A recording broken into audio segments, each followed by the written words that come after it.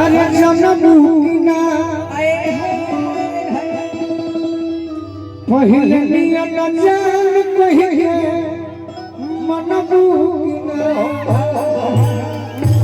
अरे माइनर में उहे म्यूजिक के दे दिया ए भाई अगल बगल भाई बैठ के हवा मत छोड़ो बियाज करो आसानी छत फूक गया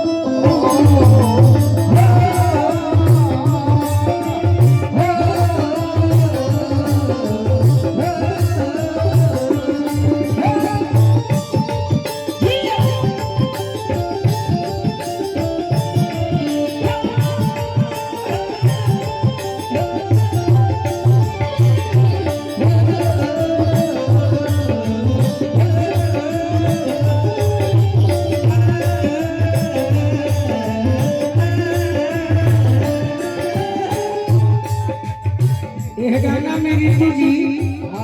सुन लीजिए क्या करना आपको बहुत सुंदर एक्टिंग करना है ऐसा हम अपना गाना सुनाकर अपने श्रोता के दिल को जीत सकते हैं। आप आई हो इस गांव में तो आप अपने डांस को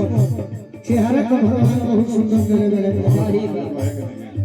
भाव से श्रोता के दिल जीती हम गीत सुनले हो प्रभु कि जो